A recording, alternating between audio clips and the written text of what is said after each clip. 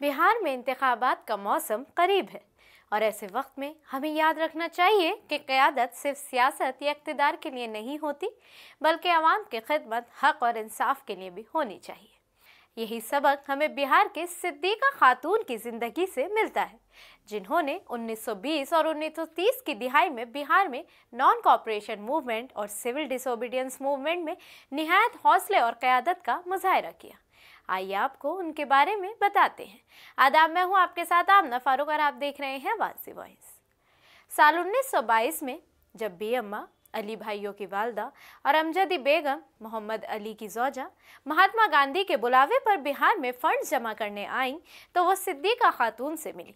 सिद्दीक़ा खातून के शौहर शाह मोहम्मद ज़ुबैर पहले ही कांग्रेस के मुमताज़ रहनुमा थे और उन्होंने बरतानवी कैद को बहादुरी से सहकर कौमी तहरीक में हिस्सा लिया था। आपको बता दें कि सिद्दीक़ा खातून ने बिहार के मुख्तलिफ शहरों में फंड जमा करने की मुहिम चलाई, जिसे खुद महात्मा गांधी ने भी सराहा।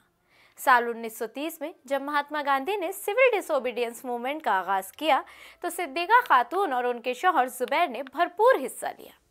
ज़ुबैर की नमक कवानीन के खिलाफ वर्जी पर कैद के बाद सिद्दीक़ा खातून ने क़यादत अपने हाथ में ली।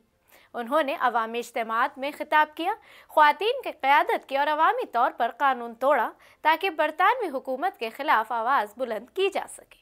लेकिन ये बहादुर खातून अपनी ज़िंदगी के सबसे बड़े सदमे से दो चार हुई जब उनके शौहर को कैद में जहर देकर हलाक कर दिया गया।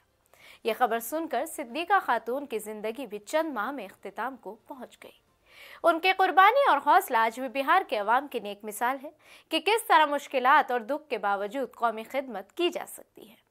आज जब बिहार में इंतखाबात करीब हैं तो सिद्दीक़ा खातून जैसी शख्सियत हमें याद दिलाती हैं कि क़यादत, हकीकी खिदमत, कुर्बानी और अवाम की भलाई के लिए होनी चाहिए। ये वक्त है कि हम अपने वोट शऊर के साथ इस्तेमाल करें और ऐसे रहनुमाओं का इंतखाब करें जो अवाम के हकीकी मफाद और बिहार की तरक्की के लिए काम करें।